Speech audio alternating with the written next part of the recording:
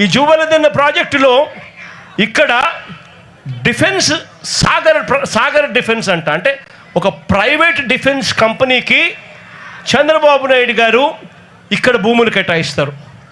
ఉన్న 79 ఎకరాలలో సగం ఈ ప్రైవేట్ డిఫెన్స్ ఫ్యాక్టరీకి చంద్రబాబు నాయుడు గారు కేటాయిస్తారు.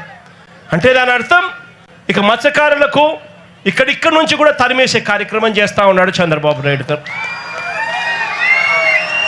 నేను అడుగుతా ఉన్నా చంద్రబాబు నాయుడు గారిని, ధర్మమేనా న్యాయమేనా అని అడుగుతా ఉన్నా. ఇదే మనిషి చంద్రబాబు నాయుడు గారిని మత్స్యకారుల కోసం ఫిషింగ్ హార్బర్లు జగన్ నిర్మిస్తే నువ్వు చేస్తూ ఉన్నది ఏందయ్యా? దీన్ని కూడా దోచుకునే కార్యక్రమం చేస్తూ ఉన్నావు ప్రైవేట్ వాళ్ళకి ఇచ్చి. ప్రైవేట్ వాళ్ళకి నువ్వు ఇవ్వాలి అనుకుంటే పక్కన కృష్ణపట్నం పోర్ట్ ఉంది, ఆ పోర్ట్లో కావాలంటే దండిగా ల్యాండ్ ఉంది, అక్కడ కావాలంటే వాళ్ళకి ఇచ్చుకోవచ్చు. కానీ ఇక్కడ మత్స్యకారులను పొట్టగొట్టడం ఎందుకు చంద్రబాబు అని చెప్పి చంద్రబాబు నాయుడు గారిని అడుగుతా ఉన్నా గట్టిగా. చంద్రబాబు నాయుడు గారిని గట్టిగా వార్నింగ్ కూడా ఇస్తా ఉన్నా. కళ్ళు మూసి తెరిచేసరికే మరో 3 ఏళ్ళు అయిపోతుంది. వచ్చేది వైఎస్ఆర్సీపీ ప్రభుత్వమే.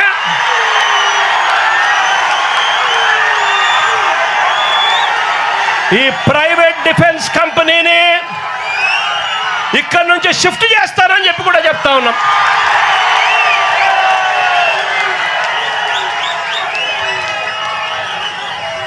ఇక్కడ ఫిషింగ్ హార్బర్ ఇక్కడే కాదు, రాష్ట్రంలో కడతా ఉన్న 10 ఫిషింగ్ హార్బర్లు అన్నీ కూడా మత్స్యకారుల సొత్తు అని చెప్పి కూడా ఈ సందర్భంగా కూడా చెప్తా ఉన్నా.